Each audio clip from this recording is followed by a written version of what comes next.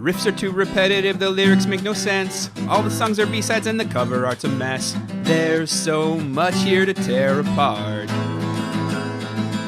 Listen to it for a week, now that week has passed. It's Why I Hate This Album podcast with Tim and Garrett. Hello and welcome to another episode of Why I Hate This Album. I am one of your hosts, Garrett Harvey. With me as always, co-host to the stars, Mary Shelley to my Frankenstein, Timothy Richardson. Tim, how are you doing? Well, if you remember how I was doing the week we discussed Blink-182's Enema of the State, I am doing very similarly, but just a little worse. Why don't you tell the folks at home why you are slightly worse than the week we did Blink-182? Well, that is because this week we are discussing the debut album of Simple Plan called No Pads, No Helmet, Just Balls, released March 19th, 2002. This is an album suggested to us by a listener who is an emotional terrorist, but who makes really great memes from nonsense we say on the show. I like that you've used the phrase emotional terrorist. I don't know that it's apt. Is it because you're forced to confront your own statements? It's because I was forced to listen to this. Oh, yeah. It's going to take a lot of memes to get over this week. So, Tim, prior to this week, had you ever had your plan simpled? I was in my junior year of high school whenever this came out, so I probably have heard several of these songs on Houston alternative radio stations, but other than that, no. I was basically unaware that this was a band. What about you? Never heard any of this. I had no idea what it was. That's why I signed on for it. I didn't even know what genre of music it was. I thought it was going to be more like The Fray. Well, in a number of ways, it is quite a bit like The Fray. Absolutely, but not musically. Just in intent, I guess. No. Motive?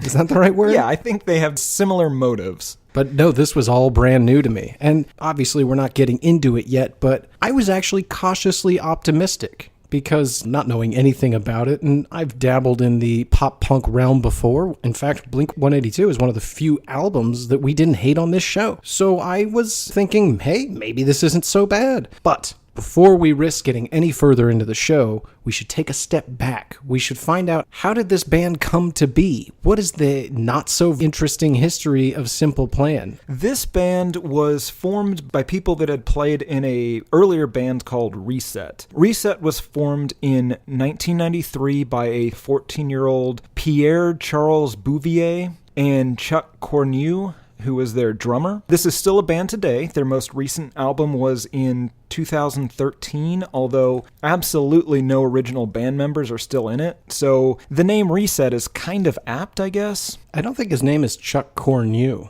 I think his name is Chuck Camus. Comeau, not Corneau. Oh, all right. So I can see you can make the mistake. An M does look like an R and N right next to each other. I do have very poor vision, so... I was going to say, Tim, do you speak English? I do. Honestly, the vast majority of this is due to the fact that I can barely see. You know what? It explains a ton. Continue. Reset released its only album with these guys in 1997, I believe, called No Worries. But in 1998, Chuck left to go to McGill University, the Harvard of Canada. But as luck would have it, Pierre decided one day to go to a Sugar Ray concert. And he ran into Chuck at this concert. So we know right up top, these guys have great taste in music. Right. He decided to quit Reset and form a new band with Chuck and a couple of other guys he knew from school. The final French-Canadianist lineup was Pierre Bouvier, Chuck Camus, David Desrosiers, Sébastien Lefebvre, and Jeff Stinko.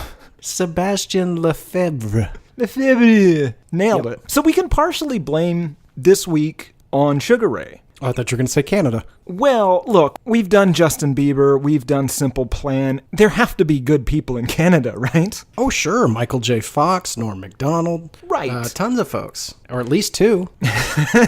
Sure. The band is apparently named as a reference to a simple plan to avoid working at McDonald's, which success... Allegedly.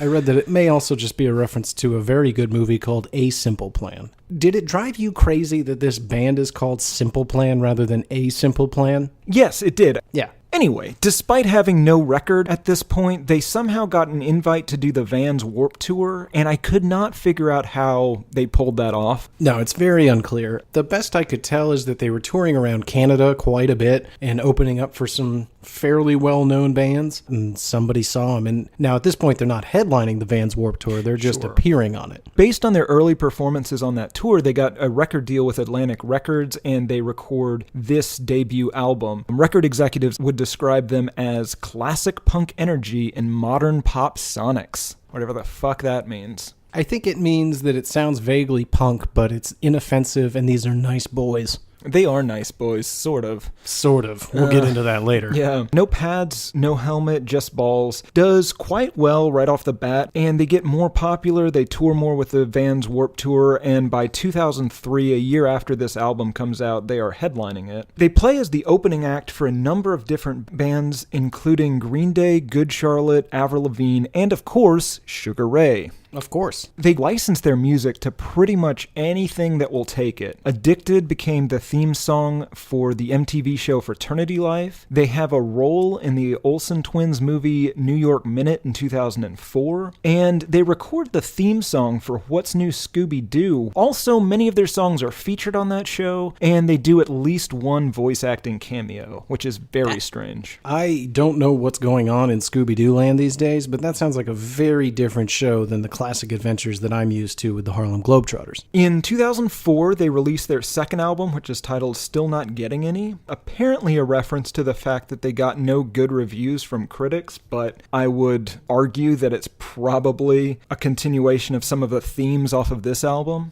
Yeah, they do not seem to be ladies' men. No. Did you see who produced that album? Yeah, I sure did.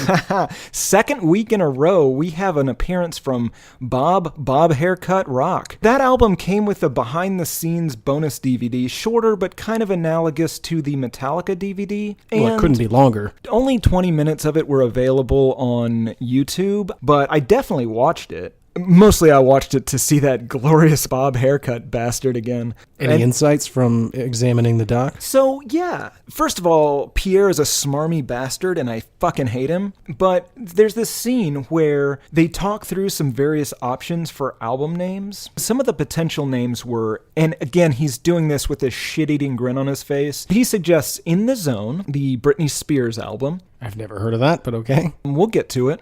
He suggests Get Rich or Die Trying. I'm sure you've heard of that. And Enema of the State. Now, that would have been really, really funny. The second album of theirs would go on to achieve one-tuple platinum status. No. Yes. No, I will not abide that. They sold 1 million copies. Continue. In 2005, they would record a cover of Cheap Trick's Surrender for that first Fantastic Four movie. At this point, you have to know, these guys, they sniff out what's gonna be bad and they run to it. Some sort of weird competition to see if their music or the media which it will be attached to will be worse. I never saw Fraternity Life, but I have a very good idea that it is not worth your time. They continue to make music to this day. It's still a band. They released a self-titled album in 2008, Get Your Heart On in 2011, Taking One for the Team in 2016, and they are currently working on album number 6. Also, somewhere in here, they create role model clothing, and we have to make this an official category for bad bands. If you have a clothing brand, that's at least a warning sign that you're not paying enough attention to your music or you're not very good at the music part of it. Yeah, it is a bit of a red flag. Okay, so that brings us up to date. I mean, honestly, it's a very uninteresting backstory. Yeah. I even looked into their childhoods. Guess what? Nothing really happened. Much like their music, it is very bland and generic. Let's get to the album of the week. General thoughts, Tim. How do you feel about this thing? So... Oh my God, hold on. We didn't even we didn't even ask the titular question. Oh, we didn't. Oh my God. What's going on? If this is your first time listening to the show, we apologize. Typically, we open with this. We were so eager to talk about this shit show. Let's ask that all too important question, Tim. Do you hate this album? Oh, yeah. Fuck this. Fuck this album. I definitely hate this. I need absolutely no help getting there this week. I hit play, and before the album was halfway done, Garrett, I had gotten myself there. Okay. What about you? Do you hate this? Yes. Yes, Did I do. you also get yourself there? I didn't do that. No. Did somebody help you get there? Yes, Simple Plan did. Oh, ugh. Yeah. This album sucks. And sure you know does. what? This will be a fun experimental week. We'll go right into it. We both hate it. Let's talk about why. General thoughts on the album. You've kind of set it up top. Poor man's Blink-182, which is not what you want to hear. Sure. You can divide this, I think, into two different categories. You've got the overall sound, and they're like a 90s pop punk creed. Well put. Maybe more egregious, honestly. This is almost a note-for-note ripoff of Blink-182's Enema of the State. It's got the nasally vocals, it's got the same guitar sound, it's got the drum rolls, it's got the na-na-nas, and for the love of God, it even has a song about aliens, man. I'm shocked that Mark Hoppus agreed to guest star on this album, given how they clearly stole their sound. There's got to be some sort of back channel deal going on. I have to assume Blink-182 owns 33% of this band. Oh, they're just licensing it out like a franchise? Yeah, basically. Blink-182 is just franchising. They're the Decatur, Illinois Burger King of bands. Exactly. The other thing about their overall sound is that the lyrics, with maybe one exception, they're interchangeable with every one of these songs. It's very catchy. I had it running through my head all week. I would just be singing one of these garbage songs in my head and realize that I was combining the lyrics of one song with the music of another, and it made absolutely no difference. I'm going to try a little compliment sandwich here. As you said, they're very catchy songs. So congrats there. If you're looking to be a popular band, that's a good first step. They are a lesser to Blink-182, and I think this is kind of what you meant by that Creed statement, where they are ripping off all of their influences, and this Frankenstein monster at the end just sounds like an impersonation. This is great karaoke. Now for my second compliment here, these are songs. These are competently played songs. They're short songs, so that's another compliment. If this was an 85-minute album, I might not be here. For one reason or another. No. Interesting. Another veiled reference to Tim possibly ending his own life due to the show. I and just if you want to guys help. are playing at home, if you collect all 5 different instances, then you send your punch card back in and we'll send you a free t-shirt. It's not going to be a t-shirt of the show. It's just going to be a t-shirt out of Garrett's closet. It will likely be an ill-fitting band t-shirt. I have a collection that is the envy of none. The other difference between them and a Blink-182 is that there's no real profanity or quote-unquote shock humor that they use. I was kind of unsure as to why that was. If you read the lyrics on Genius Lyrics, there's a single fuck in this, but they do not say it. I don't know if we have a clean version of the album. I noticed the same thing. Do you think it's a nice Canadian thing, or do you think they're practicing in their basement and somebody's mom just keeps yelling, "Hey, language!" down the stairs? Definitely the latter. What I think is going on, and I don't want to get too far down this path, is I think there's a concerted effort here to mask the sinister underbelly of one or all of the members of this band and what's really going on. Sure. More on that later. I'm making some new hires here around the Why I Hate This Album World headquarters. I don't know if you've met Kevin. He may look a little familiar. He's actually Brad's cousin. Oh, he does have the same sloping brow. Yeah, it's quite a slope. Now, have you met Kevin yet? I have. Oh, I've seen him around. I haven't introduced myself. When you do, he may introduce himself as Bradley. Turns out Kevin is his middle name. And I asked, I said, your cousin's name is Brad? Your name is Bradley? They said it's a family name. And I asked who it was after, and they just looked at me blankly. So I don't... So I hired Kevin thinking, every family has a Brad. Right, Tim? I like to think that I am my family's Brad. Oh, they like to think so as well. But I had to assume maybe somebody who's used to dealing with this kid could help him out. Now, I should have known better. Brad is the one who suggested him. He was the only reference listed on Kevin's resume. But, I'm going to give him a chance. We already have a strike against him, though, because I took the unusual step this week of mentioning the album we were doing to Brad and Kevin, and they said this is one of their top 5 albums. And that alone is disturbing. But then they made this statement. They used to act it out. Oh, my God. What does that mean? Garrett, we will get there. Oh, my God. It is not good. So if you see him around, let's give him a chance. Say hi. If he introduces himself as Bradley, slap him. I think that might be my natural reaction anyway. Yeah, go with your gut. I want to say I hate this guy's voice.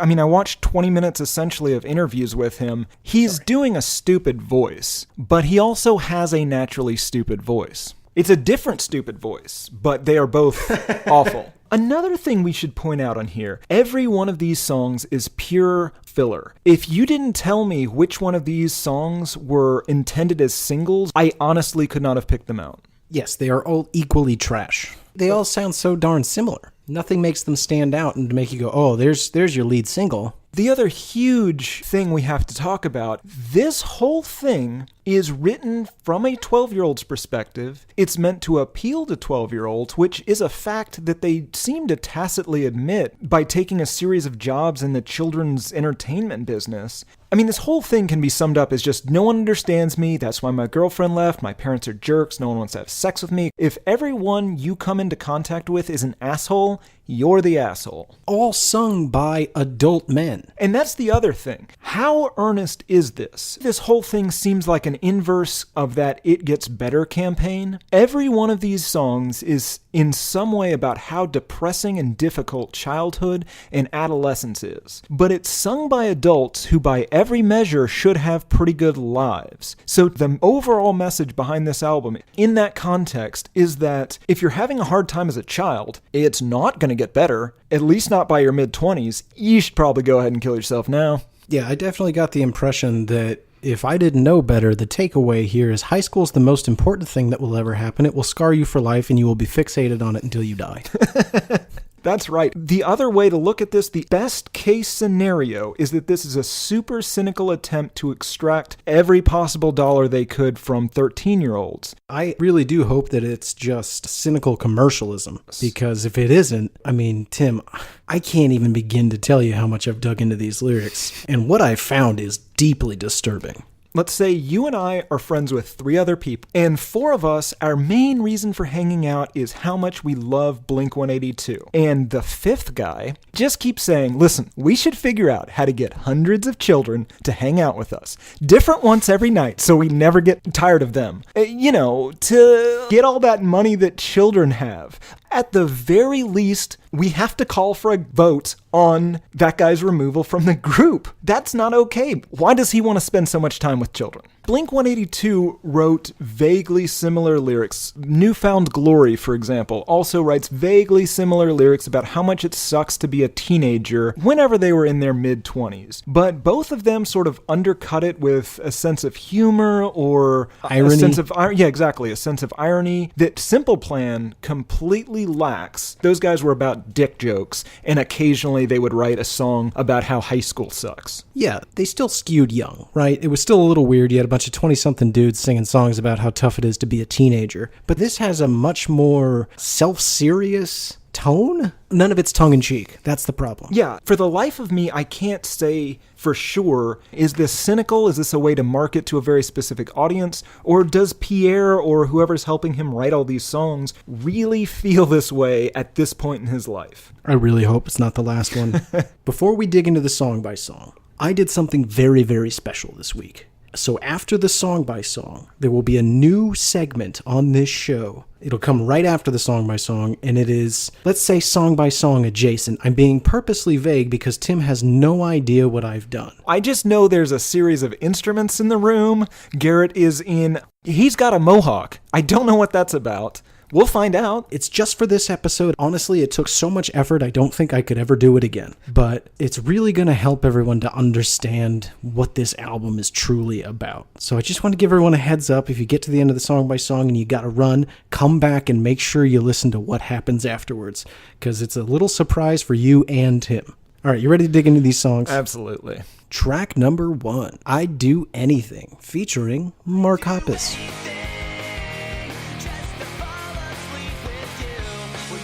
I would not be surprised to find out they have a huge following in the incel community. Oh my God, Tim. Get out of my notes.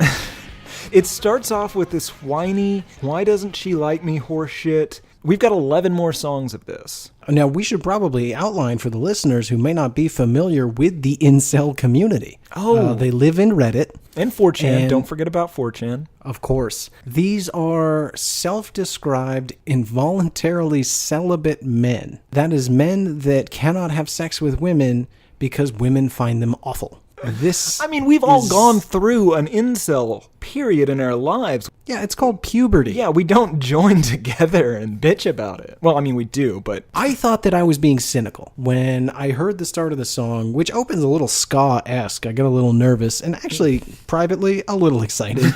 I think we might have to go full ska soon. But, back to the task at hand. We often read horrifically creepy and cynical things into the songs we're listening to, but I'm going to try to come at this thing as innocently as Simple Plan seems to present themselves, but it is inescapable with these lyrics. It's becoming a common trope on this show where we see a singer promise or maybe threaten to never move on with his life until this girl comes back to him. For example, so maybe after all these years, if you miss me, have no fear. I'll be here. I'll be waiting. It definitely has a sinister tone to it. Absolutely. I kind of thought maybe this guy has been longtime friends with a young lady and she's broken up with her boyfriend, and he sees this as his last chance to get out of that friend zone and maybe turn this thing into a real long-term relationship. This could be the one last chance to make you understand, which, by the way, you can't make anyone understand feelings into them, so don't start there. And I can't just let you leave me once again. If that's not threatening, I don't know what is. Oh, sure. I'd do anything just to hold you in my arms, to try to make you laugh. I'd do anything just to fall asleep with you. That is no way to ask a woman out. At the very best, it's a really shitty thing to say to somebody. Look, I'm such a good guy that I'll always be here, and I promise I will never move on. I'm just gonna be here waiting for you. I could have a wife, 5 kids, live halfway across the country. You just pick up the phone and I will drop them. And I will be there. I will smother them in their sleep and I will be No, there. yeah, okay, once again, Tim, you've taken things one step too far. You can easily leave a family without murdering them. Yeah, I know, but he's not gonna. Yeah. Listen, this isn't my plan. This is Pierre's plan. Possibly Sebastian Lefebvre's. This has the na-na-nas, not for the last time. Poor man's all the small things. Sure. And you may recognize this song from the What's New Scooby-Doo episode. It's mean, it's green, it's the Mystery Machine. I don't. It was also heard during the closing credits of the Rob Schneider vehicle, The Hot Chick. Now I know where I heard there it from. Go. Yep, Yeah. there it is. Tim, full disclosure, saw that in the theater. I'm sure you did. There was a phase there where I saw all movies. Didn't really matter what it was. Well, you didn't have a lot to do or a lot of friends. It's weird because I feel like he's trying to plead a case to have a relationship with this girl. He says, I want to fall asleep with you. Is he saying this doesn't even need to be a physical thing? He's so desperate that he will take literally anything. Yikes. Before we move on from this song, I just have to make a PSA here. I'd do anything. That is not a blanket statement anyone should ever make. Do you remember Brad's interview when he said that? Yeah, he said there was no task too small or demeaning. Right. He has clean toilets. He has done computational neurobiology research that he is not qualified for. He's been lashed. He's been caned. He's been forced to carry out the murder of your enemies. Well, that's alleged, but... Yeah, all right, allegedly. But, I mean, my point is he really should have thought that through, and everyone should really think this through. Don't make the blanket statement, I will do anything. To be honest, though, I am glad you put that in his legally binding contract, because I'm not cleaning up toilets. Jesus Christ. Or potentially eating all of your meals off of those toilets to prove how clean they are. Track number 2, The Worst Day Ever.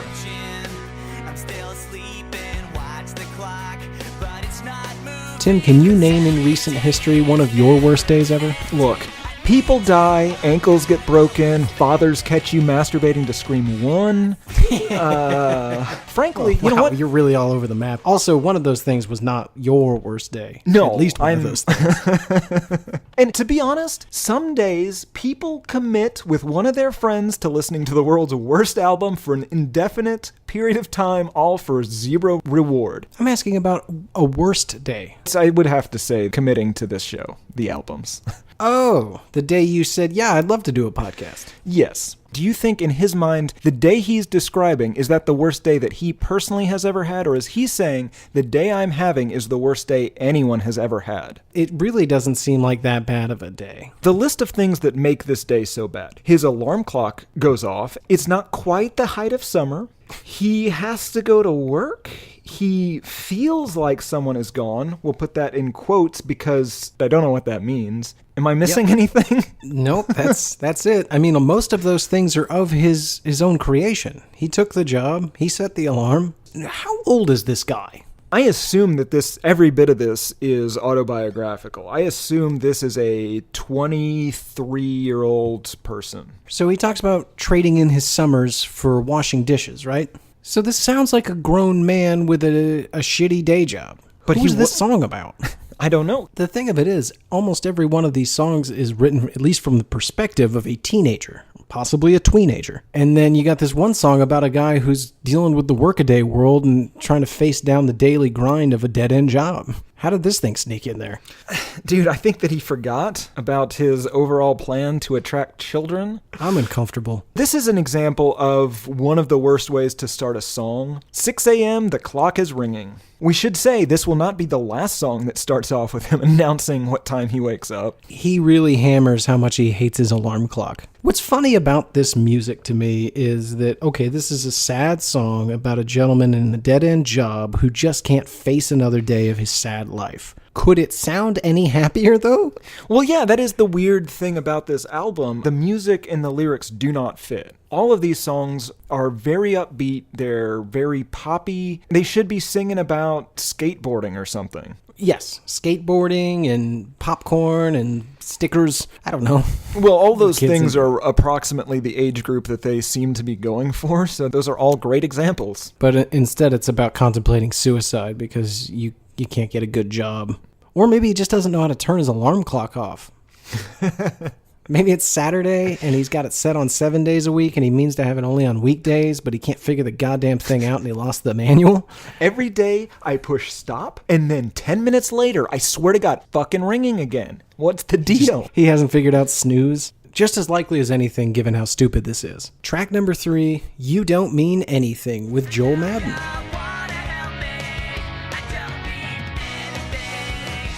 Did you know who Joel Madden was before this? No.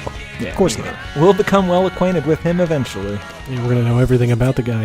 What is wrong with this guy's self-esteem? I don't know. It's sad. It's about how nobody likes him, but they're all very emotionally manipulative. Of course. I wonder if there's any sort of correlation there between the fact that nobody likes you and you're exceedingly emotionally manipulative. This song, to me, contradicts every other song in this album because all the other songs are begging people to come back. And this song has this sort of childish way of just, please come back, I'll do anything. No? Then fuck you. I don't need you. I'm the one who's too good for you. You know what? I'm going to tell everyone at school that I broke up with you. I have a theory here. Let's start with, this might be one of the few songs that isn't about him begging a woman to be with him. Yes. The lyrics are peculiar. Now, I couldn't figure out, is this a romantic relationship or is it a friendship? Or possibly a father-son relationship. More on that in a moment. Now, the reason that I am inclined to believe it might be more of a friendship situation is I had to think back because these lyrics seemed vaguely familiar. Obviously, a little different because they were being sung, and I seem to recall hearing them being spoken. Now, I'm sorry to do this to you on the microphone, especially I think 2 weeks in a row, but you gave a very impressive, impassioned speech about a year ago about our friendship and how I treat you. And to be honest, Tim, I hadn't been so impressed with you in years. The backbone and courage you showed to address me face to face and tell me what you really think. I mean, I just respect the hell out of you that day. And you know how much it hurts. I'm literally, I'm going to throw up just saying that. I get it. However, because I recorded the conversation as I do every conversation we have, I went back to the tape and God damn it, dude, God damn it. And I quote, tell me, does it feel good to be like you? Because maybe you always bring me down and I'm sick of being pushed around. I'm not gonna change. You can't make me, whoa.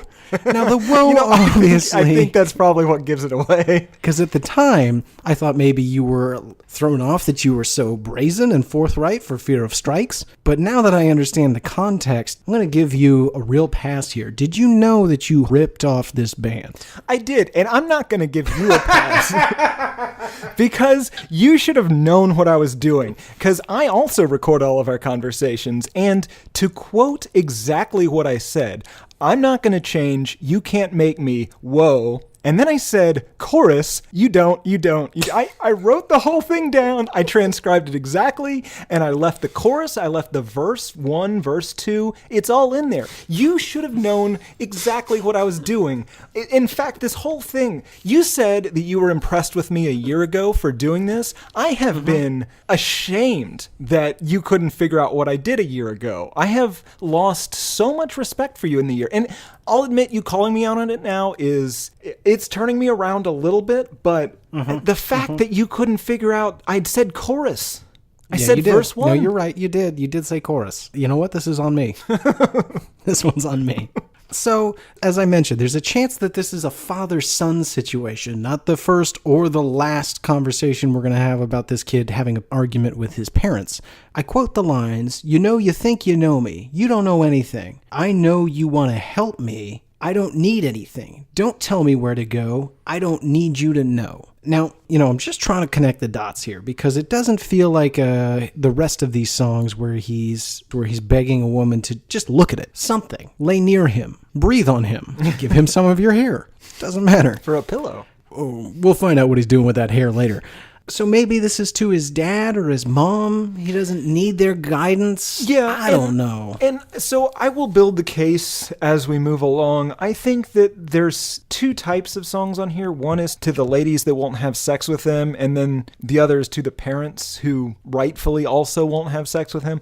But the point is... I don't think that's the issue at hand. No, I agree. They I'm hate just, their son. and they're right to hate him. My point is that I think those two aspects of this, they really come together well to make this just a fucking suicide note. A suicide note or a very threatening series of songs. Yeah, that's fair. A little bit of math on this song. There are, I believe, 15 unique lines. Yes. The rest is just repeated. There are 41 instances of the you don'ts. I got 42, but I may have miscounted. Maybe. I put Kevin in charge. Now, let me ask you this. Are you going to ask me if I was counting the title?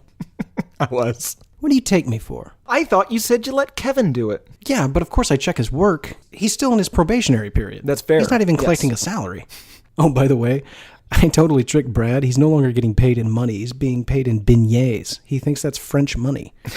That stupid asshole. How much are beignets? We might be, Oh, damn it. I might be taking a bath on this thing. Not to mention the amount of time I'm spending learning how to make those fucking things. They are complicated. Track number 4. I'm Just a Kid.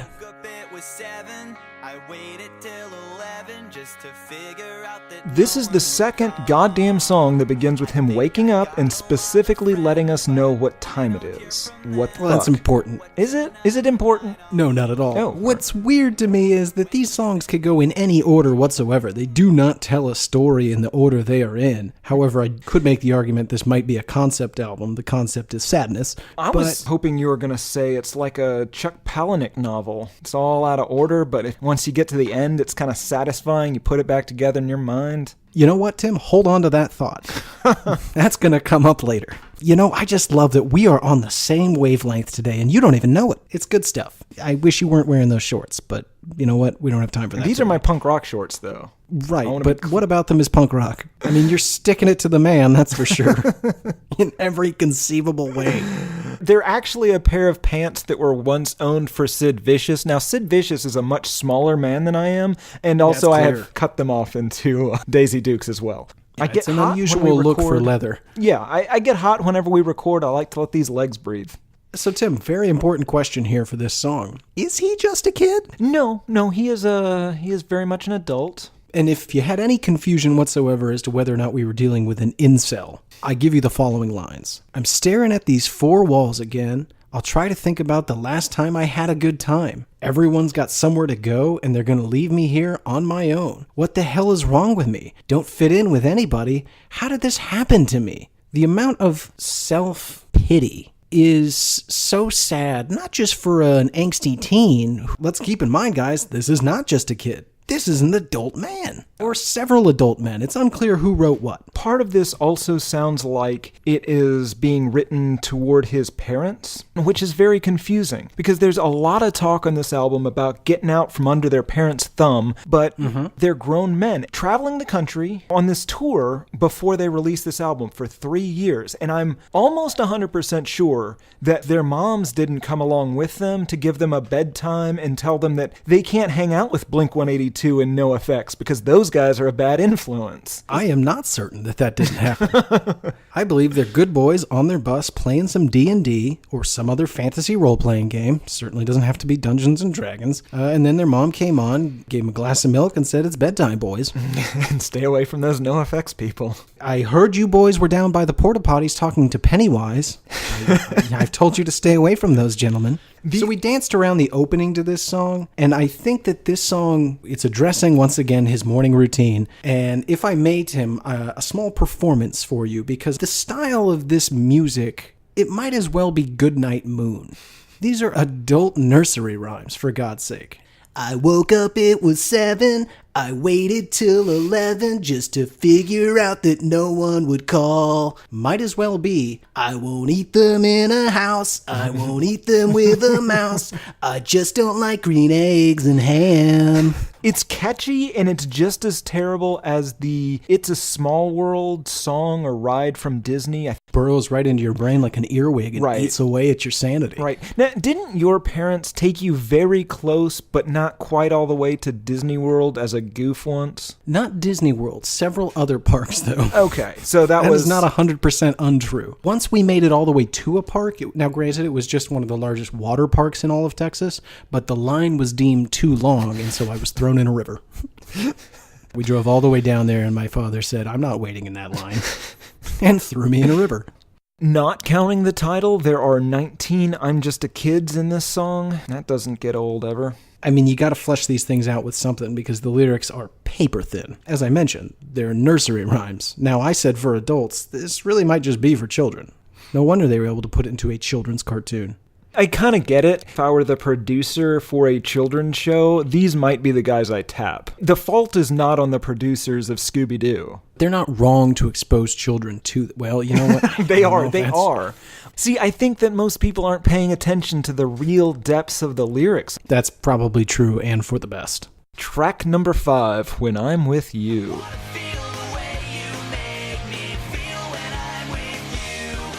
Were you filled with optimism when you read that title?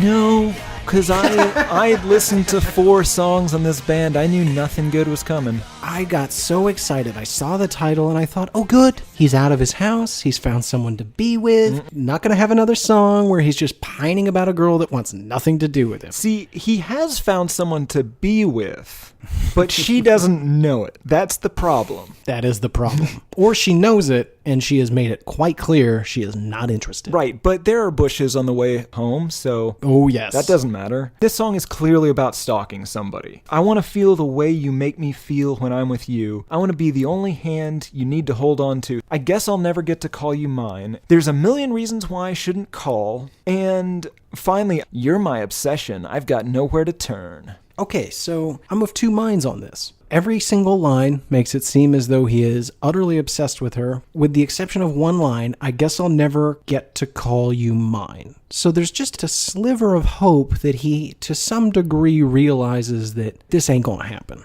Given the context of all the other lines, I think it's more of a, you're gonna be my plaything? Jesus.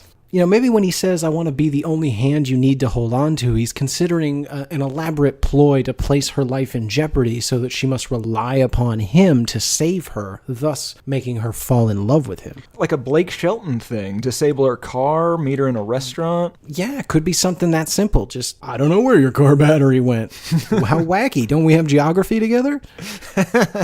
Is that my hair?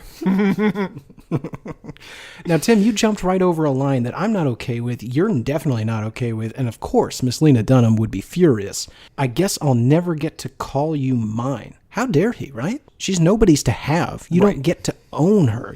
Tim, is this song about purchasing somebody? I don't think so. Okay.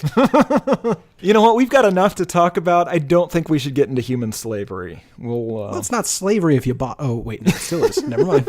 See, that always trips you up. That's always confused me. You said the same thing whenever we were considering hiring Brad. You suggested, what if we just give him a single lump sum at the beginning and then make him pledge his life to us and never let him leave? It seems fair. You're not paying him. No, okay. I guess it depends sort of who you're paying. If you're paying like his parents and then we're taking him, that's obviously worse. Yeah, that's illegal. But if you give them the money... Now, I think it has to be a continual thing. We'll look into it. Track number 6, Meet You There.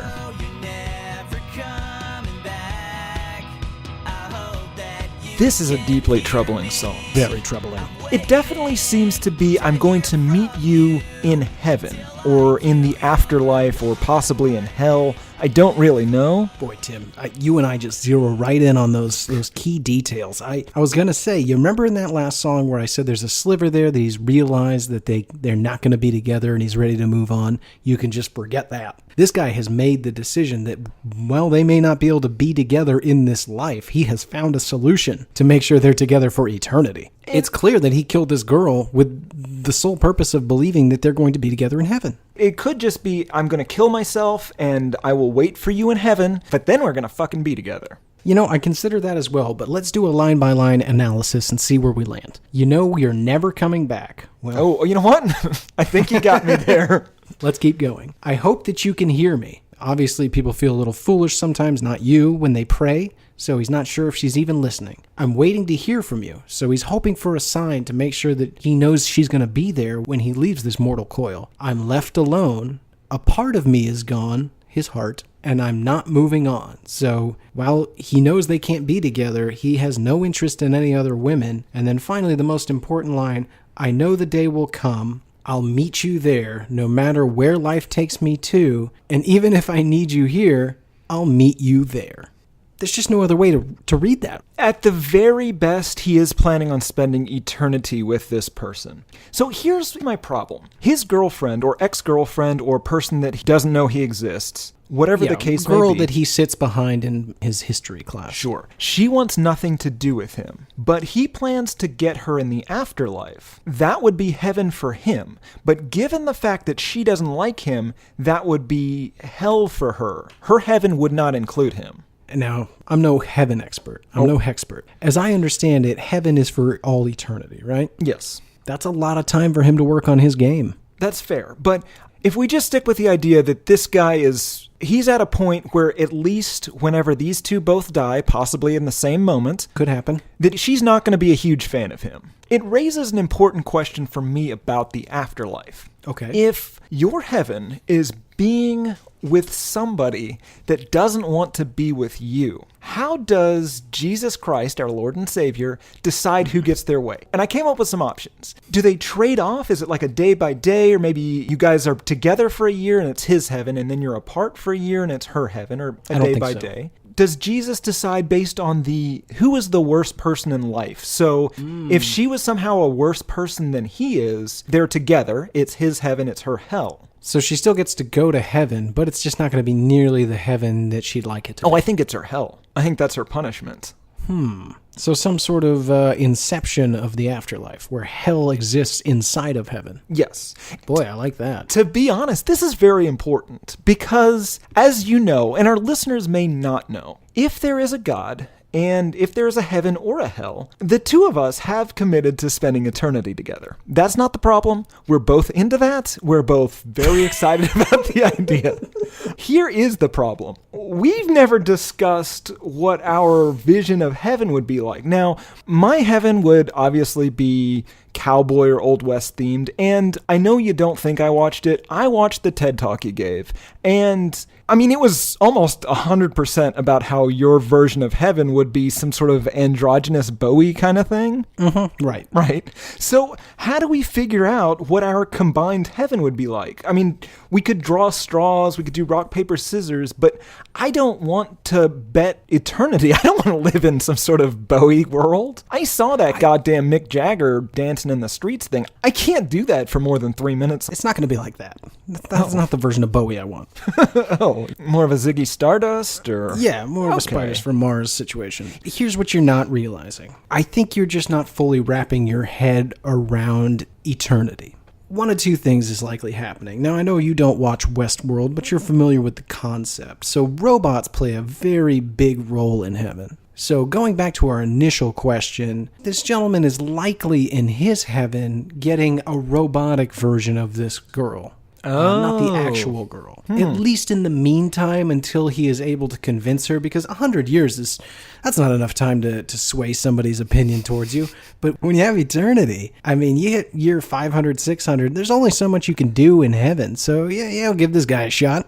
And just like Westworld, where you can step through a door and be in a new reality, it works even easier with heaven. You just snap a finger. It's like Thanos. You just snap a finger and it's instantly what you want. So I can be in, what did you call it? Some sort of Bowie-esque sexually androgynous futurescape? Something like that? Pastscape, to be honest, but yeah.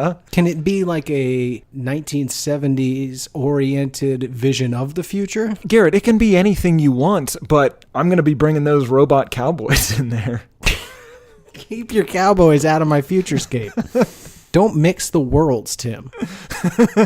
Theology is so confusing. Yeah, it is. That's why people can spend their entire lives studying it and never get it quite straight. Let's move on to a slightly more wholesome song if we can, okay? Sure. Track number 7, Addicted. This is so tiring. There was no hope when I read that title. All of these songs, they really just sound like he's one step away from just saying, like, if I can't have you, no one can. Now put the fucking lotion back in the basket. He's Buffalo Billin' hard in this thing. I want to talk about the music just for a moment. Despite it all sounding almost identical from song to song, this is one of, I think, a couple of different songs that the opening guitar reminded me just ever so vaguely of Sweet Child of Mine before it drifted off. Yes, I agree. Into being generic guitar again. It's definitely 80s guitar intro. Some choice lines from this song. Do you think I deserve this? I tried to make you happy, but you left anyway. Apparently, 90% of bands that have ever existed exist for the sole purpose of being like, I'm great, but ladies can't see it. I need to go back and listen to the Rolling Stones. No, there's a difference there. There has to be, but it's so prevalent. It's prevalent in our show. We have a knack for picking the worst music ever. What's funny to me about this is not only is he saying, I did everything right and this stupid woman did everything wrong, is he then declares her a heartbreaker and talks about how she ruined his life. There's no evidence in this song that they had an actual relationship and that she cheated on him or she lied to him. The best I can tell, he wanted to date this girl. She didn't want to date him, and for that, she's a stupid bitch and a heartbreaker. There's no evidence even that she broke up with him. Yeah, you got to go out to break up. Trust me, I know. I have had many a straw man relationship between the ages of 15 and 18. I love that term, straw man relationship. Listen, if you and I were dating right now, it would be over. Okay? What? Oh, you're hypothetical, sorry. Yeah. All right, let's not waste any more time on this creep. Track number 8, My Alien.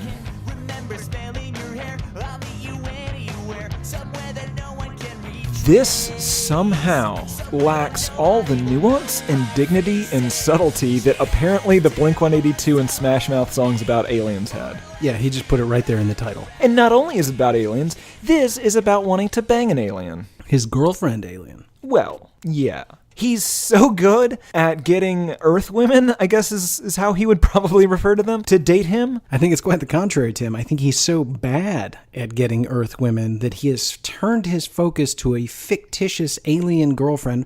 Well, this makes total sense. Oftentimes when you're dealing with one of these incels here in America, they claim to have a girlfriend up in Canada. Well, this poor bastard's already in Canada, so he can't use that excuse. So he's just telling everybody his girlfriend's an alien. Now, is there a chance, Tim, that this guy's just super into fantasy, and we're not really dealing with an alien here, but possibly some sort of centaur situation? She has 2 arms to hold me, and 4 legs to wrap around me. She's not your typical girlfriend. Now, he may have said alien in the general sense because it fits better, and very few things rhyme with centaur. But I would not be shocked to learn that this guy's super into fantasy. I could definitely see him at some sort of convention attempting to have his weird little sex with somebody in a costume of some sort. In an alien or centaur costume. Do you think it's two people in the costume? Like one person's the back legs, and that person, like he's had a conversation with the person up front, and they're like, yeah, this'll be funny.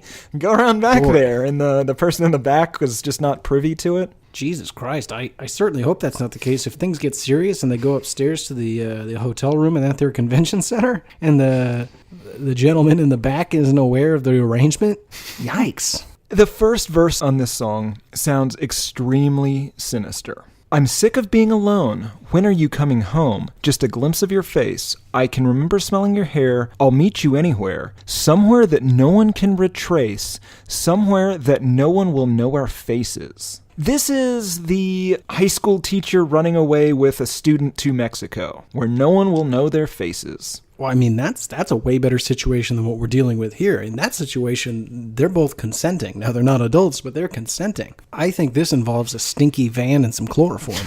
Okay. No, there has to be other people that see it, because otherwise nobody will know our faces. Doesn't make sense. Well, no, he's going to abscond with her to a new location. Yes, I apologize. Part 2 of the abduction is then taking them to a separate location or secondary place. Safety tip for those of you out late at night alone, never ever get in the car. The odds of surviving an abduction if you go to a secondary location drops by almost 70%. Refuse to get in that car unless you're in South America. Then the rules completely reverse.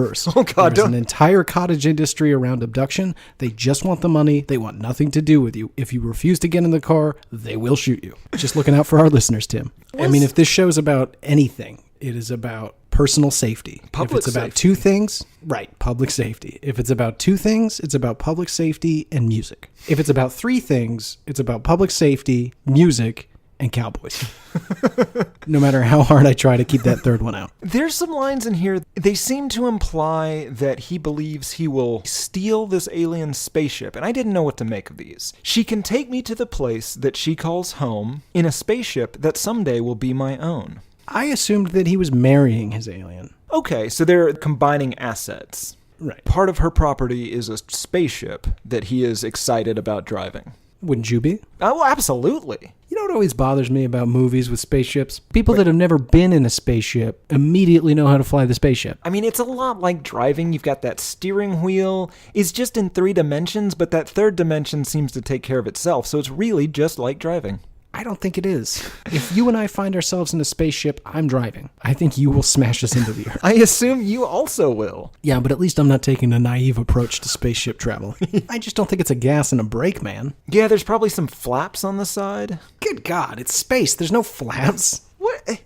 I don't understand. Terrestrial aeronautics do not come into play in a zero-gravity situation. We can't have this conversation again. I will admit that I do not completely understand interdimensional travel. However, all of the movies I have seen include some sort of flap. For it to be that consistent, I assume there has to be a reason. There is a difference between reality and movies. I wish we had time to pause this. We do, actually. You know what? No, we do. Let's pause. We'll take a break. And we're back. Turns out, no flaps. Thank you. I knew you'd get it. I just didn't want to bore the listener. Track number 9, God Must Hate Me.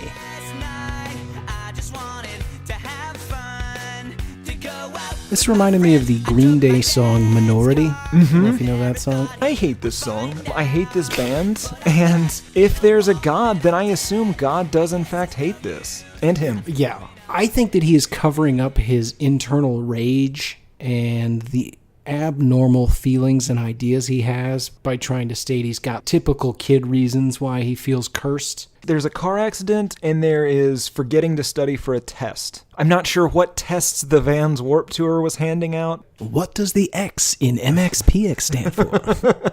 Yeah, so he says, God must hate me, cursed me for eternity, God must hate me, maybe you should pray for me. Because you didn't study for a test? I went through almost my entire educational career without preparing even once for a test. I did the exact opposite. Right. There's two instances where he says, man, I'm dead. One is after he doesn't study for a test. The other, though, is after he crashes a car into a wall. And there was a brief moment that I was hoping it was going to be revealed that this whole album, and maybe my life as a whole, was all part of some sort of elaborate Jacob's Ladder situation. Oh, maybe. I mean, not your life, but maybe the lives of the characters in these songs. You and Pierre have never even met. No, but I could be a figment of his imagination. That is possible. You could be the figment of a lot of people's imagination, but as I assure you every morning when we have our morning call, Tim, you're real. If you're not, then that makes me just as crazy as you. I thought there was a chance that we were going to find out he was living in an abusive household because he seemed very concerned that his father was going to kill him because he had wrecked his car. But no, it's a real persecution complex. I've got it worse than everybody. You don't understand how tough it is to be me. All of his problems are self-made. I have no sympathy for you, Sebastian Lefebvre. You think he wrote it? I have no idea. Want to move on? God, yes. Track number 10, I Won't Be There. This is how it has to be. There's so many things I want to say. I kind of waffled back and forth between this being a song where he's threatening to move out of his parents' house and him threatening to kill himself. I waffled between threatening to move out of his parents' house and remember that girl he abducted? Mm-hmm. Threatening to no longer care for her and leaving her to die someplace. Oh. I can't stay. Tomorrow I'll be on my way. Don't expect to find me in my bed, because whenever you wake up, I won't be there. Yeah, if she's chained to a wall somewhere, she is fucked. Troubling statement. Or, he's going to run away. This is a grown man, not the first time on the show, a grown man singing about running away from his parents' house. Maybe we're 100% wrong across the board. Maybe this is one of the band members singing to his fellow bandmates that he's sick of it. You guys are mean. You won't let me be my favorite piece when we play Monopoly together. And when you wake up tomorrow, I won't be here. He likes to be the top hat. Well, everyone likes to be the top hat. Makes you feel Not fancy. me. What are you? I'm the iron. Well, yeah, you're the leftover. You're the one no one wanted. It's a really prescient metaphor. Jesus, dude. Whatever the case may be, he does seem to be reveling in the reaction of somebody waking up to find him not there, whether that's him killing himself, moving out, or, as you so troublingly stated, abandoning his prisoner. Yeah. What's funny is we don't get the other person's perspective. I suspect if it's about his parents, they're like, meh, that'd be nice. Track number 11, One Day. Sometimes this house feels like a prison that I just can't leave behind. Is he threatening to run away in back-to-back songs? He is. This is the exact same song as I Won't Be There. He says, but one day I won't take this anymore. One day I'll be old enough to do what I want to, and I won't have to run away. And you won't, oh my God, and you won't be there to say I'm not allowed to. Okay, I didn't catch this. He's not saying he's going to run away. He's saying that his parents aren't going to be there to tell him what to do. Oh yeah, he's staying, you're right, he's staying right where he is. He's staying. There we go. Jesus Christ. This thing really peters out. I mean, you can't have back-to-back songs where you threaten to run away or potentially make your parents run away. And by that, I mean murder them. Let's keep moving. Track number 12, Perfect. Dad, look at me. Think back and talk to me. Did I hope this song inspired you to call home and have a heart-to-heart with Fred, your father. No. No? We don't share emotions. This song is about how this child is not living up to the expectations of his father. After he got grounded for taking the car out, he just hangs around all day playing that stupid online fantasy game and wizards and centaurs. And he's just like, God damn it, join a sports team. Do some wind sprints. Get the fuck outside. You look like a ghost, you little weirdo. It definitely feels as though the kid feels pressured to be the boy his father wants rather than the man he is. Because let's not forget that this is written by an adult man who still hasn't come to terms with the expectations of his parents. Yes. So, a genius annotation on this song for the line, "Nothing lasts forever," to which somebody has written, "Nature's first green is gold, her hardest hue to hold. Her early leaf's a flower, but only so an hour. Then leaf subsides to leaf, so Eden sank to grief. So dawn goes down to day. Nothing gold can stay." Robert Frost, 1923. That is so... Equivalent, I think, is the word you're looking for. I mean, I've always heard Simple Plan is the Robert Frost of the pop-punk genre. That might actually be accurate. I don't know. It isn't. I like the fact that there's somebody out there that has a working knowledge of both Simple Plan and Robert Frost and knows exactly where they intersect. He's on it. That is an interesting Venn diagram. This is about a dad who's tired of his son playing D&D and stealing the car. These themes of living up to the expectations of others reminded me of a great work I once read.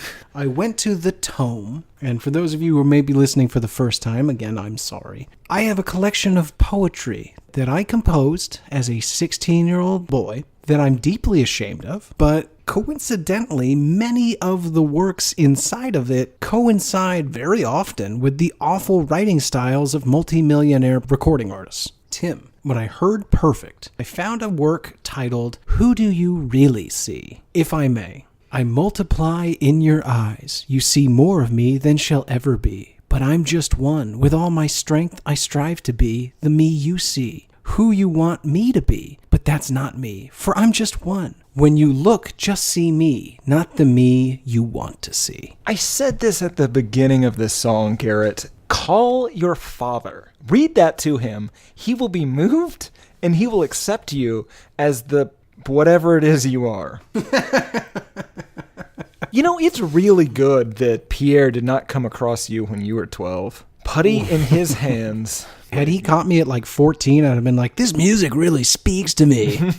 It's actually good that you didn't, because instead of writing poetry to read on this show, you would have just been like transcribing their lyrics, because they essentially say what you had to say. Yeah. This song, it caps it off as this album being the first entry into the It Doesn't Get Better campaign. You're 25, you're going to be thinking a lot about what it was like when you were 12, those bullies, those parents, those girls that didn't want to bang you, that's all still going to be an issue. I would say the theme of this album is it's not your fault. And I mean that in the worst possible way. You need to take some personal ownership for the things you do, whether that be stealing your dad's car and wrecking it, or lurking outside of a girl's window and smelling her hair. You can't just go through life doing whatever you want willy-nilly and not expecting there to be consequences. Does that do it for the song by song, Tim? Yes. Okay. In a one-time only segment, I have done something. Now, we've alluded through the song by song that there's a bit of a theme here. It tells a bit of a story. Now, this week I had a little bit of free time, and... Oh, good God, I know what you've done. Oh, my God. Do you know what a jukebox musical is, Tim? Mm-hmm. They are all the rage. Alanis Morissette has one. Gloria Estefan has one. A jukebox musical is where you take the works of a popular artist and use them to tell an original or story based upon the lyrics of those songs. So what I have done this week is written an entire musical based on the works and using all of the works of this album. The title of the musical is Never Together Forever, My Simple Plan. Now, obviously, I can't read and perform the entire musical. We'd be here all day. What I've done, though, is I've created a brief outline that will give you an understanding of what the narrative is of the story, and then I will call out specific songs for each scene and the lyrics that help to explain why I chose those songs. How does that sound? Sounds awful. Just awful. All right. We open on our main character, Sebastian Lefebvre. He's asking a girl on a date, and when he goes to pick her up that evening, he doesn't realize that she never wanted to go out with him in the first place, and she's invited several of her friends to attend with her. While trying to stand out among the group and impress this girl, let's call her Olivia, he crashes his car. Now, obviously, the song I've chosen for this scene is God Must Hate Me. Some lyrics. Last night, I just wanted to have fun, to go out with my friends. I took my dad's car. I never thought he would find out, but I crashed in a wall. Man, I'm dead. Cut to our next scene. After our night with young Sebastian, he calls this girl incessantly, trying to set up a real date, but she's blowing him off. He realizes it's never going to work out, and he needs to move on. Now, the song you want to pick for this scene, When I'm With You. Some lyrics. I want to feel the way you make me feel when I'm with you. But every time I call, you don't have time for me. I guess I'll never get to call you mine. Scene 3. Sebastian has become depressed. He just sits around playing online fantasy role-playing. He's the leader of a small clan with a number of fantasy creatures, one of which is a centaur named Monica. That'll come in later. He thinks everyone is out there just having a good time. Nobody hangs out with him anymore. Obviously, for this scene, you pick I'm Just a Kid. Some lyrics. I think I've got a lot of friends, but I don't hear from them. What's another night all alone when you're spending every day on your own? Next scene. I feel like any point here, this kid is going to buy a girl like a inappropriately expensive watch. Is that going to happen? Because you are describing your life just putting Simple Plan lyrics behind it. Holy fuck, man. No, I'm not. Do not try to draw parallels between me and Sebastian Lefebvre. And if you have any, Tim, I don't mean to make this a solo situation. If you have any tips or insights into making this better, please do chime in. I feel like I just did. No, you're a dick. Sebastian's just hanging out in his room. In the next scene, his father has become very concerned about the change in his son's attitude and the fact that he doesn't leave his room anymore. He just sits around all day playing that stupid fantasy role-playing game and talking about a centaur girlfriend named Monica. Obviously, for this scene, you have "You don't mean anything to me." And here's why. It's an argument between Sebastian and his father, let's call him Clark, and the lyrics are, maybe I'm just not good enough for you, and maybe I don't want to be like you, and I'm sick of being pushed around. I'm not going to change, and you can't make me. So he's pushing back a bit against Clark, despite him having the best of intentions for young Sebastian. He doesn't want to be like his dad. He doesn't want to join the football team. He just wants to play his online games. Do you have any idea how much work this was? Oh, yes. I have seen the drafts. The storyboards. So in our next scene, Sebastian returns to his room after a heated argument with his father, Clark. He's still obsessed with that girl. What did we call her? Olivia. Mm-hmm. And how, even though he's realized she's just not at that into him, he starts to realize he just can't get past it, believing that she wronged him, and starts to build a way to justify what he wants to do. Now, for this scene, he's going to be singing Addicted with the lyrics, I'm trying to forget that I'm addicted to you, but I want it and I need it. I'm addicted to you, you heartbreaker. He has now put the onus on poor Olivia as the reason why he feels this way and a justification for what he has planned. This is where things get tough, Tim. Our next scene opens with Sebastian sitting in his van outside of Olivia's house. He's waiting for her to come home, and it's clear he's been watching her for days. He's learning her routine and waiting to make his move. At this point, he sings a solo with a small centaur that he has fashioned out of hair he collected from Olivia. It's unclear if it's a small centaur creature that he has then stuffed Olivia's spare hairs into, or if it is an actual entire centaur made of hair. I think the second one is far creepier. Let's go with hair centaur.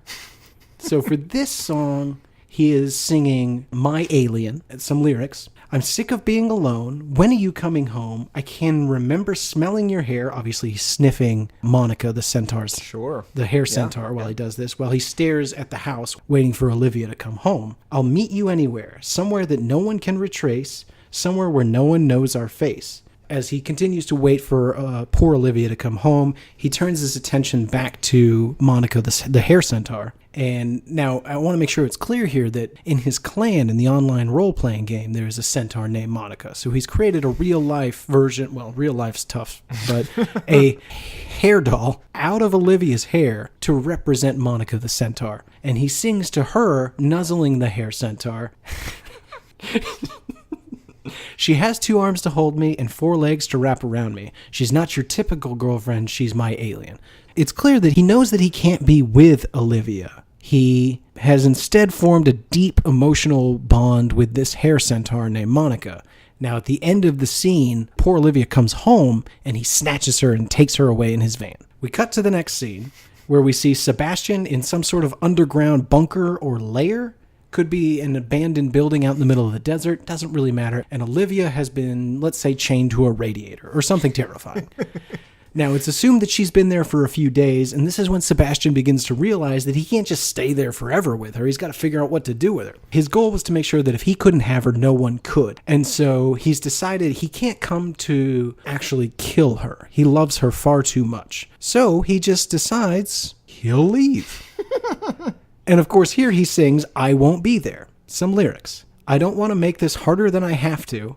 This is how it has to be. I can't stay. Tomorrow I'll be on my way, so don't expect to find me sleeping in my bed, because when you wake up, I won't be there. Now, obviously, poor Olivia's just going to starve to death without Sebastian there to take care of her. So in our next scene, Sebastian's driving home. He's heartbroken. He's lost his love, but he knows it has to be this way for them to be together ultimately. Olivia's made it more than clear that she does not want to be with him in this timeline. Now, as you and I discussed earlier in the show, when you have eternity to win somebody over, that's all the time you need. Eventually, he knows in heaven they can be together. So, of course, in this scene, he's singing "Meet You There." Some brief lyrics. "You're gone away. I'm left alone. So wait for me. I know the day will come. I'll meet you there." He knows that ultimately they're going to get together in the afterlife. In the next scene, feeling he has lost his love, Sebastian returns home where his father begins to question him and what he's been doing once again. Of course, this turns into another heated argument, and he begins threatening his father that he's not going to take it anymore. Of course, he sings the song "One Day" with the lyrics, "But one day I won't take this anymore. One day I'll be old enough to do what I want to, and then you won't be here to say that I'm not allowed to." Now, halfway through the song, we transition from the living room where they're having the argument into the bathroom, where Sebastian sings the second half of the song to himself in the mirror. The reflection represents his conscience, holding him back from becoming the true monster that lives inside. To his reflection, he sings, "Don't look at me, because we're not the same, and you can't do nothing. You can say that it's not okay, but I'm not afraid, and you can't do nothing." So Sebastian has made up his mind. He's going to give in to his dark urges. In the next scene, he emerges from the bathroom, attacking his father. Of course, during this entire struggle, he is singing the song perfect, with the lyrics, "Hey Dad, look at me. Think back and talk to me. Did I grow up according to plan? Nothing lasts forever. I'm sorry I can't be perfect. Now it's just too late. I'm sorry I can't be perfect." It ends with poor Clark being murdered by Sebastian Lefebvre and the police arriving to take him away. Do they ever find Olivia? No. How tragic. So here's my problem with what you've done here. By making it a rock opera, or possibly just by rearranging the song order, way better album. I'm not going to say it's a good album, but it's not a terrible album. Well, I'm not done. Oh, good God. There's 2 more tracks, 2 more scenes. We jump ahead 7 years. Sebastian is out of prison. Hold on. You have a 7-year time jump? What the fuck is wrong with you? It's pertinent to the lyrics of the songs, Tim, and the narrative. I'm sorry. How dare you question me? 7 years. Well, typically, if you get arrested as a minor for a crime such as... I'm with you. Jesus Christ. Go on. We jump ahead to find Sebastian has been released from juvenile hall, and he is now working as a dishwasher with no real skills and a criminal background holding him down. Now he sings, of course, the song "Worst Day Ever," with the lyrics, "Yesterday was the worst day ever, and tomorrow won't be any better. Summer plans are gone forever. I trade them in for dishpan water." He's singing this as he washes dishes. In our final scene, Tim, as he returns to his home, we see Sebastian returning from his dishwashing job to study a photo in an old yearbook where he has zeroed in on a young lady named Monica. When he's sifting through his mail casually as he stares at this picture of Monica, and he sees the high school reunion invitation in the mail. That is when he sings the track, "I'd Do Anything," with the lyrics, "I'd do anything just to hold you in my arms, to try to make you laugh, because somehow I can't put you in the past. I'd do anything just to fall asleep with you. Will you remember me? Because I know I won't forget you." The cycle repeats. I love this album. I assume in the sequel that Sebastian will make an actual centaur out of this girl Monica that he is fixating on from his graduating class. Oh God, a human centipede sort of thing? I was going to say more of a tusk situation if you're familiar with the Kevin Smith fare. That might be worse. No, it's not better. It's not worse. No, it's not. It's better. It is better. But yeah, I mean, he's going to need some extra appendages, but he wants to recreate that hair doll, this time with real people pieces. I hope you like it. We have a meeting 8 a.m. tomorrow with Lin-Manuel Miranda. So if you have any notes, let me know. That guy can be a real bear. I want to make sure we cross our T's and dot our lowercase j's. Give me the outline. I will see if I can find anywhere to improve it, but I'm not sure that I can. It is gorgeous. Thank you. I spent a lot of time on it. I know, Garrett. Good God, you're wasting your life. Arguably too much. Some would say not enough. There is no argument. It was too much. I'm really proud of it. You should be.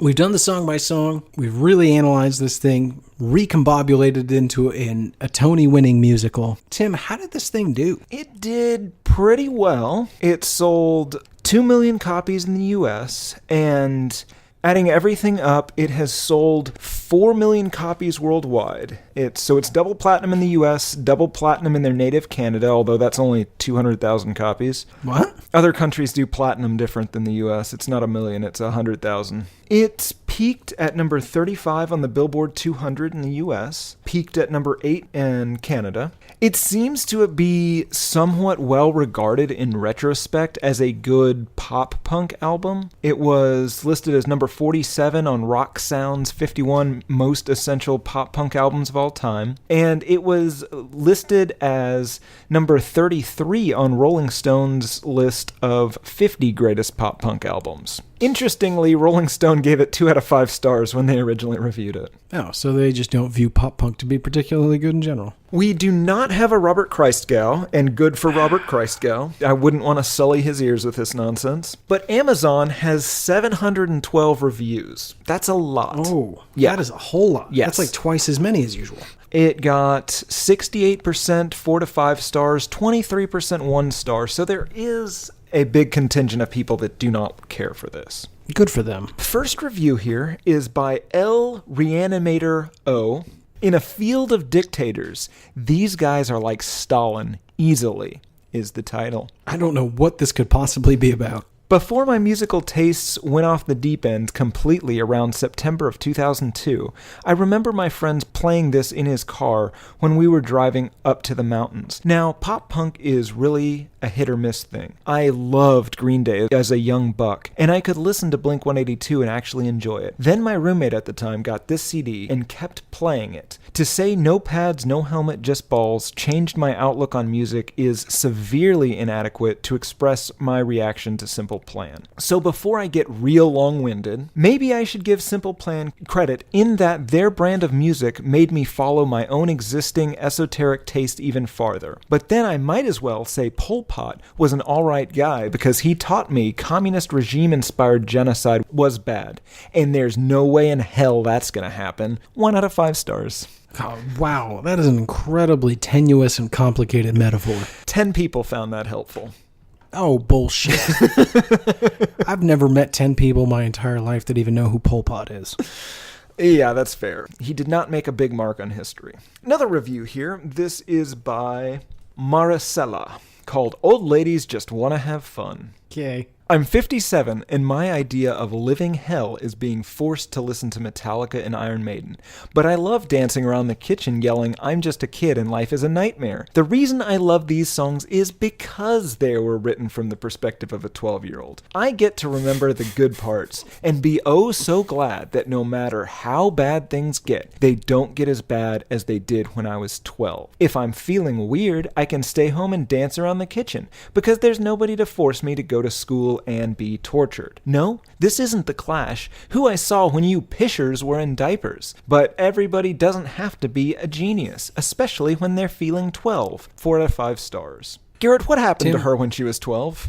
I don't want to know. But if that was the hardest year of your life, either you have the greatest adult life I've ever seen, or had one of the scariest and most tragic childhoods I've ever heard of. And that's coming from me. Yeah. This is by Carter. It's called simply No Pads, No Helmet, Just Balls. I considered buying this CD a couple of times, but it was really expensive. One thing you have to understand about me, I'm cheap. So a few months ago, my sister received it for Easter. I'm not sure if she liked the band or the lead singer Pierre Bouvier, but I know she got the CD and solved my money problems. I burned it from her. And what a deal! So buy, burn, or steal this CD. I'm pretty sure you'll be happy with the lyrics. If you can relate to heartbreak, annoying parents, and being a teenager. There are a few cons, however. Pierre's vocals can sometimes be extremely whiny and high-pitched. The same sounds can be achieved by pulling hard on one's testicle. And a few of the songs start out with the same power chord. But who cares? It's good stuff. Until next time, 5 out of 5 stars. I like everything about that review. He's pulling testicles. There seems to be some sort of tradition of getting music at Easter. He seems to be pro-stealing, which is weird. And he has a sign-off for his reviews. That's right. Until next time. I'm sure I've said this before. Through this show, I am finding it more and more difficult to relate to what seems to be the average human experience. Yeah, it's good and bad. One more here by S. Carroll. This is called Simple Plan Invades Midwest College Campuses. My first time hearing Simple Plan was at a show they played at Millikan University when they were on tour with Sugar Ray. Their performance was amazing. In fact, it was so good that every time they would yell out, "Are you ready for Sugar Ray?" there would be next to no response. I feel like that's a different thing going on here. Yeah, did she consider that just no one was listening? There is not a place on campus you can go without hearing of the band. Everything from flyers to people's away messages to school radio shows are getting them out there. Check out their site and just have a taste of Simple Plan. I can guarantee you will buy this CD. No. You know what? I have one more called Sugar Ray is the Best, Heart. This is the best Sugar Ray CD to come out in a long time. It's so much better than 1459. Fly is the best single they have. It's awesome. Good work, Sugar Ray. Keep it up. And you know what? This might be the best Sugar Ray album. That's an excellent Simple Plan review. Who is this for, Garrett? Canadians and 14-year-olds? Yeah. People that like the sounds made by pulling hard on one's testicle. People that like to dance around as children privately. While being 57. I think this is also for people that loved Blink-182 and also fervently believe that The Simpsons is just as good today as it was in seasons 2 to 10. I think it is also for people that are in very remote locations that while they don't like every band on the Warped Tour, they're just so thankful someone's finally coming to their town. Yeah. I think that takes us to final thoughts. What hasn't been said? To sum up for me, it's not good. It's real creepy. If you rearrange the song order, it's pretty great. Given the implications on this, I think that it's interesting that so many people mention Sugar Ray in their Amazon reviews. I wish that they had changed anything about it because literally any deviation from what they did would have been, by definition, a positive. Sure. It is nauseatingly consistent. It's very generic. It's either very unoriginal or incredibly sinister. It almost sounds like a Weird Al album without the jokes.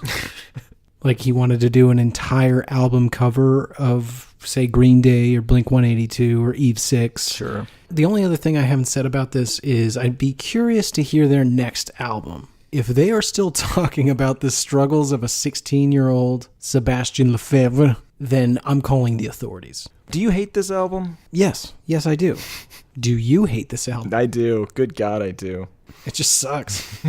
Neither one of us got the other one there. We both got ourselves there while listening to this album. Let's just move on. At best, Simple Plan got us there. As always, thank you all very much for listening. If you have not rated, reviewed, subscribed to the show, please do so at your earliest convenience. It helps us out big time. Whenever we have a shorter episode, I'm going to read some reviews because the reviews are very, very funny and we appreciate them so much. So feel free to leave a hilarious review on iTunes. They help us a ton and they make me laugh, and I promise we will read them eventually. It's just these episodes have been lasting so long lately, we don't want to drive you crazy. Reach out to us. The website's hatepod.com, or you can email us at hatePodMail@gmail.com. We're on Instagram at hatepod. We're on Twitter at albumhatepod. This has been Why I Hate This Album. I am one of your hosts, Garrett Harvey. I'm the other, Tim Richardson. This episode was brought to you by Dr. Bakare Tunde. He is the cousin of Nigerian astronaut and Air Force Major Abaka Tunde, the first Nigerian in space. Garrett, you'll be pleased to know I got an email from him a few weeks ago, and he was asking for a little bit of money to help him leave Nigeria and come to the U.S. For just $6,500 of the podcast's money,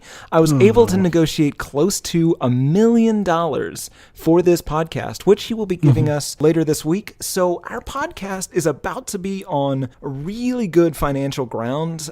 Oh, Tim, you just lost us $6,500. No, man, I gained us, I don't want to do the math, but a lot of money. $1 Hundreds million of thousands. minus $6,500. Yeah, whatever that is. Oh, God damn it. You know what? I'm taking away your email access. That he's not a prince. He's a There good is no space man. program. No one's a prince. No one's a prince. He is a doctor, and he is a cousin of a Nigerian astronaut. That is not a thing. That is a thing. There are no Nigerian astronauts. I don't even know if there's a Nigerian Air Force. There was, because based on the email I got before he was an astronaut, he was an Air Force major. Ah, God damn it. Anyway, the point is, we're set for maybe life. You're welcome, by the way. We're going to need to set up a Patreon page. You can't just keep hemorrhaging money like this. You're welcome. You know what? We're going to talk about it off mic. Needless to say, you stay off the internet from now on. All right. See you next week. Maybe. I will. You might not. The riffs are too repetitive, the lyrics make no sense. All the songs are B-sides and the cover art's a mess. There's so much here to tear apart. Listen to it for a week, now that week has passed. It's Why I Hate This Album podcast with Tim and Garrett.